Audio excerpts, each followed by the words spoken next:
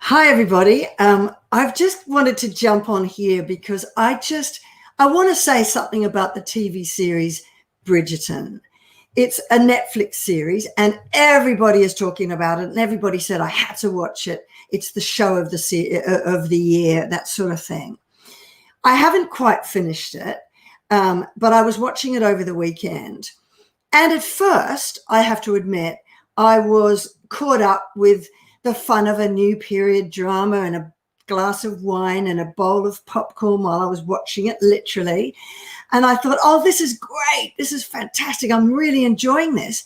And then the more it went on, the more I was quite horrified by it. And you know what? It actually slightly triggered me. And I had to come on here and talk about it because I'm appalled that a TV show like that gets away with what it does in this day and age, you know? Anyway, I'll tell you why.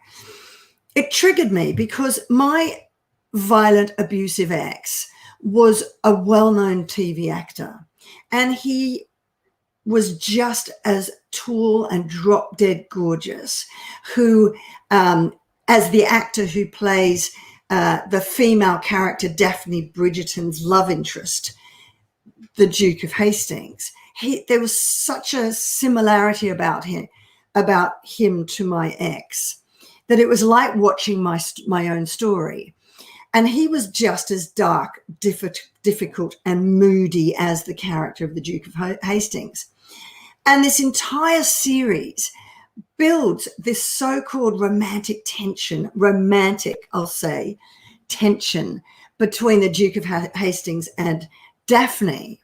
You know, it's on again, it's off again. One minute the Duke is there, the next minute he disappears. And he's the absolute definition of emotional, unavailable guy.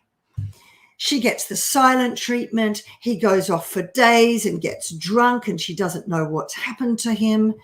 You know, honestly, you could have been describing my relationship with my ex. Then what happens is a nice guy comes along who is way better for her than this idiot. And he's emotionally available. He's kind. He's loving. He's present. And he's nice. But more importantly, his words and actions align. What he says and does match. They're the same. But in Daphne's mind, he's not enough. It doesn't feel right.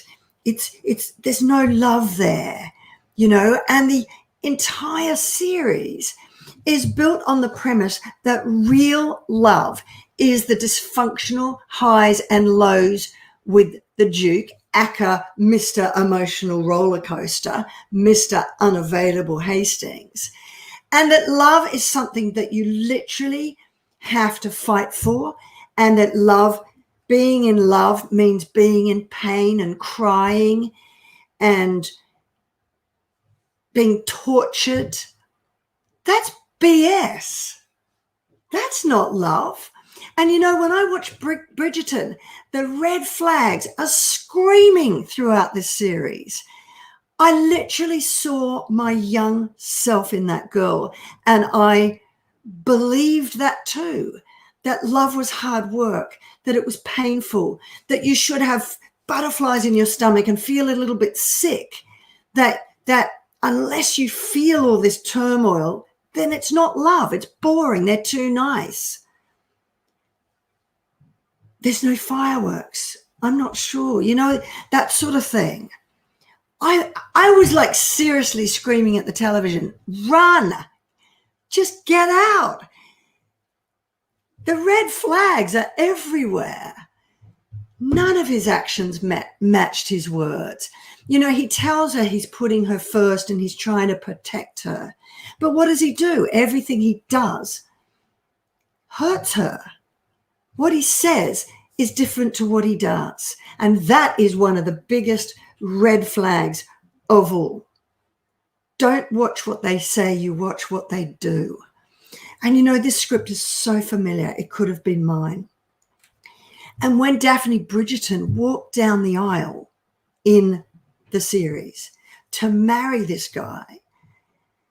She looked like me when I married when I was young to that abusive, violent man who coercively controlled me into thinking I was in love with him. She looked like me, scared, confused, unsure if he even cared about her, scared that maybe she'd never get that happy ending that she dreamed so badly of. And worse, already having made the decision that she was going to sacrifice her needs for the sake of him and never have children, because that's the sacrifice she would have to make. And it just keeps getting worse. I mean, I'm sorry, I am on a rant, but it just keeps getting worse. On the wedding night, they have this monumental argument that's all made better with passionate make-up sex. Does that feel familiar to any of you? You know, and I could see how this toxic cycle plays out. It's appalling. It's absolutely appalling to romanticize this emotional abuse, and that her choice of a bad boy who treats her like dirt and is moody, unavailable, and difficult over a nice guy who is available and kind. It's irresponsible. It's telling young people that's what real love is. Real love hurts. And I hear so many women, they come to me every day and say to me, I keep attracting the bad boys over and over and over again. There are nice guys, but I just don't feel it. Just like Daphne Bridgerton. And you know what? That's because you're mistaking dysfunction and that hideous roller coaster of emotional highs and lows that get lower and lower over time for love. You're mistaking fireworks and feeling sick in the stomach for love. You're mistaking arguments followed by passionate make-up sex for love. I made that same mistake for many, many years. And I know the truth of how that Bridgerton story ends. It almost cost me my life. Love should not hurt like that. Love is not a struggle like that. Love is not something you have to fight for and then make up for. And if you believe that love is a roller coaster, should be, when you're in love, you should be in pain, or you should fight for it, or it should be hard work, like it was the entire series that I was just going, oh my God, just run, girl, run. Then I would suggest you should stop dating now and focus on your healing and healing yourself. Because if that is what you think, then you're mistaking love for dysfunction and what feels familiar to you. And you will just keep looking for love in all the wrong places and getting hurt over and over and over and over again. So please bear in mind when you watch a series like that, that these sort of Hollywood or film versions of love are the wrong versions of love.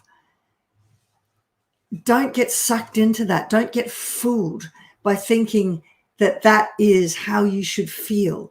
You know, what I say is when you meet somebody for the first time and you feel those fireworks in your stomach and everything flips and you feel a bit sick, that's a red flag.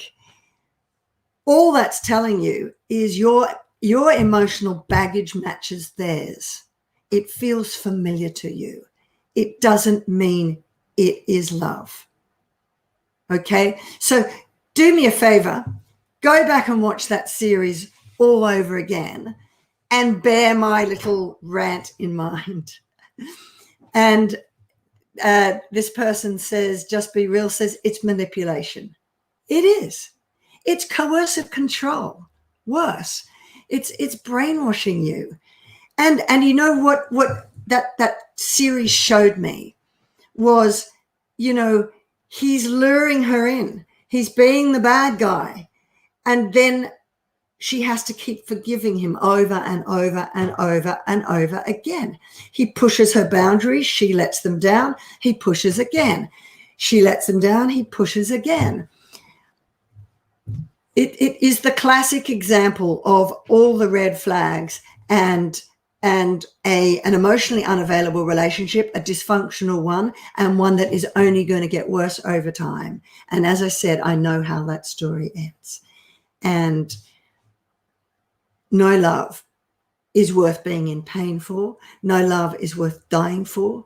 No love is worth being, you know, in the series, 3 days before her wedding, he humiliates her. He turns up publicly in front of the society, drunk, refusing to look her in the eye, pulling his hand away when she went to hold it, and ignoring her. I mean, it's incredible. It's emotional abuse. That's what it is. And so I'm here to say that Bridgerton gets love completely wrong. And if you are in any way thinking that this is what love is all about, then as I said, stop dating now, because you are going to keep attracting the same abusive, toxic relationships over and over and over again. Romanticizing that, thinking this is love. I'm hurting, therefore it must be love. You know, people mistake the depth of their pain with the depth of love, and it could not be any more wrong. My love with my husband now, it doesn't hurt. It brings the greatest joy for me. It brings out the best in me. He lifts me up, supports me, is never jealous of me, looks after me when I need him to be strong, allows me to look after him when he is not, never uses my vulnerability to hurt me, would never humiliate me. In fact, all he does is go and tell his friends how incredible I am. It's like he's my biggest fan, you know, and I do the same. Actually, I get a bit sickly too. But that's what love's about. And it never hurts. And yes, just be real. There is peace in it.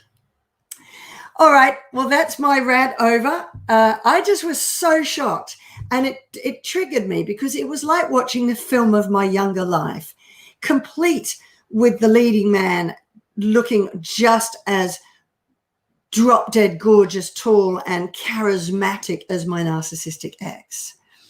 So I thought I would just jump on here and give that little tirade.